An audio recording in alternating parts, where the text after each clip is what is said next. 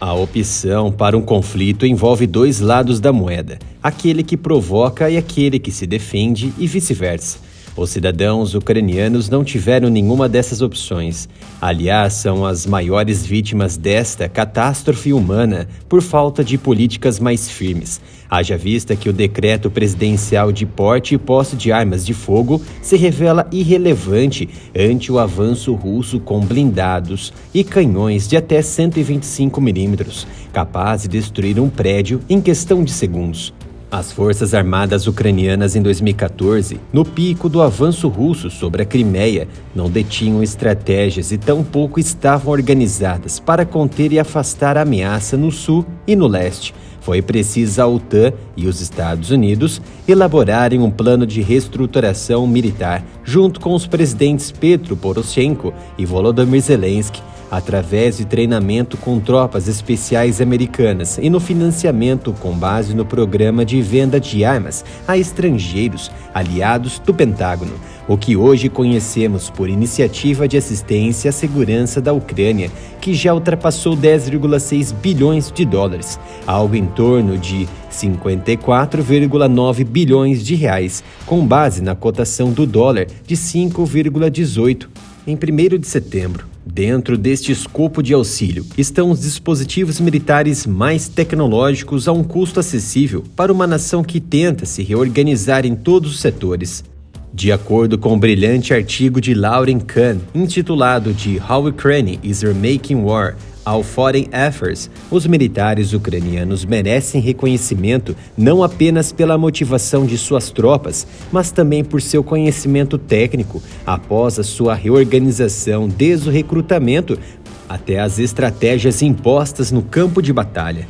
Para bater de frente com as tropas russas, a Ucrânia usou tecnologias de ponta e adaptou os recursos existentes de novas maneiras criativas dentro e fora do campo de batalha cinético, como ataques de guerrilhas e o uso de drones comerciais modificados que entregam o terror às tropas e equipamentos russos a baixo custo.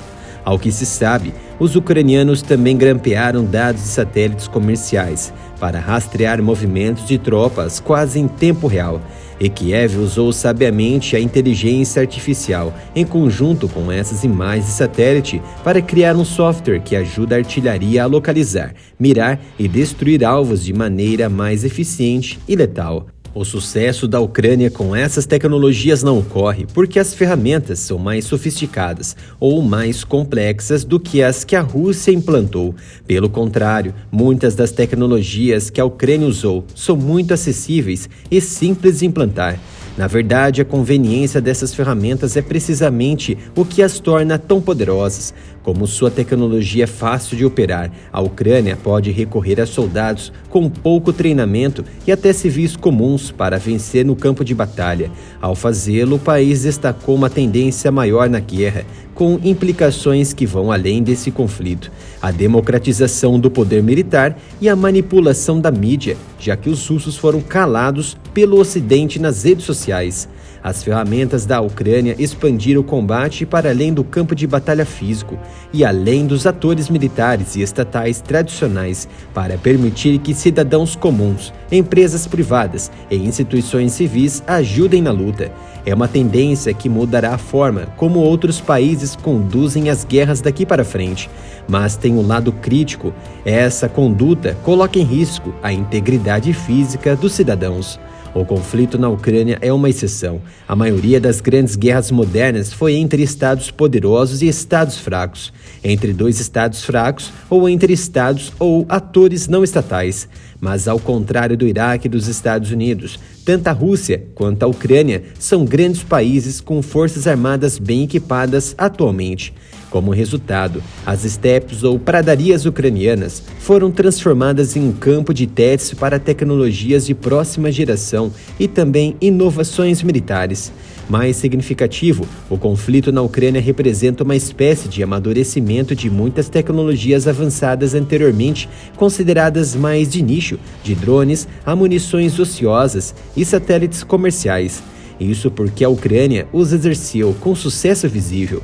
O país, por exemplo, derrubou a sabedoria convencional de que os drones terão dificuldades para operar diante das defesas aéreas.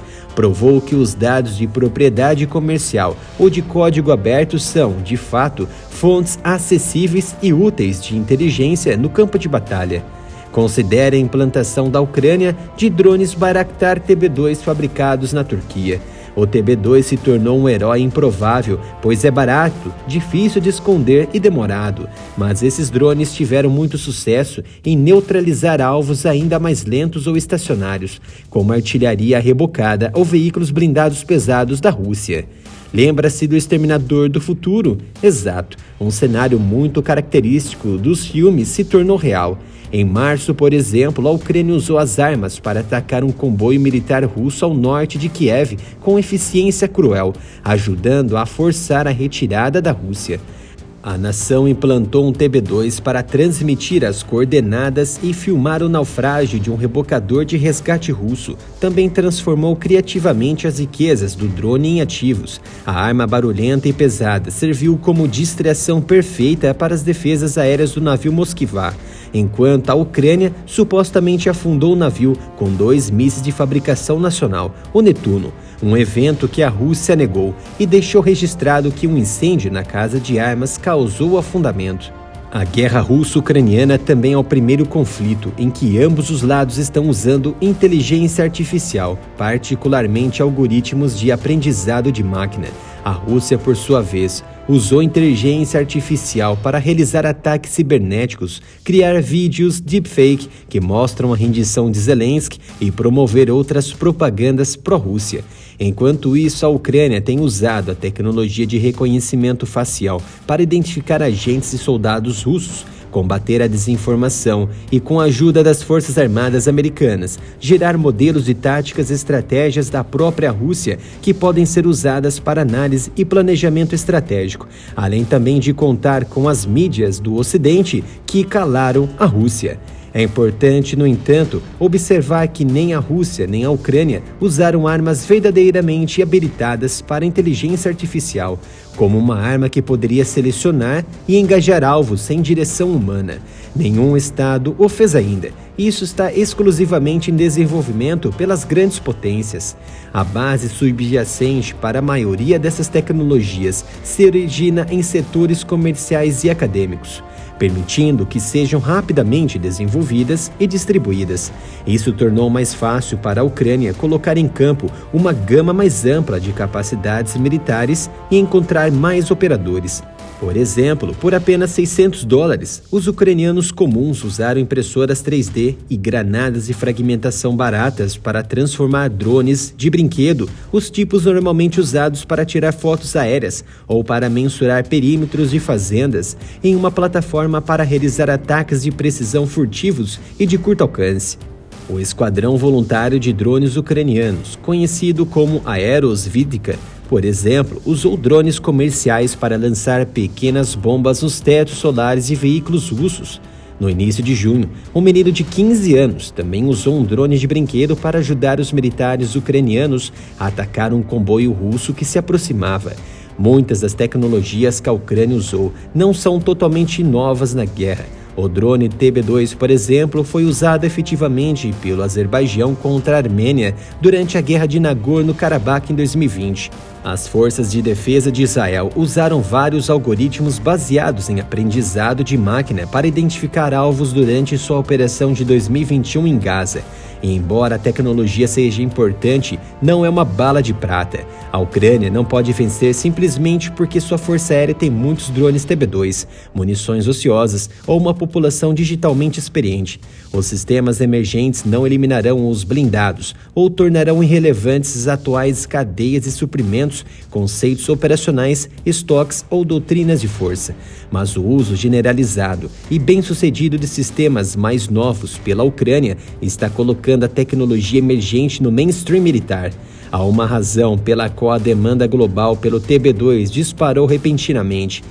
Países como Bangladesh e Emirados Árabes Unidos iniciaram o processo de compra do drone depois de ver seu impacto na Ucrânia, tornando seu fabricante o principal exportador de defesa e aeroespacial da Turquia. Um cenário muito comparável com aquelas empresas estratégicas americanas como a Lockheed, a Boeing, entre outras, que fazem muitos contratos com o Pentágono. O resultado final de todas essas mudanças é uma dramática difusão da guerra, que torna os meios tradicionais de medir o equilíbrio de forças muito menos relevantes. A maior parte do mundo estava convencida de que Moscou venceria o conflito, dito Operação Militar Especial por Putin.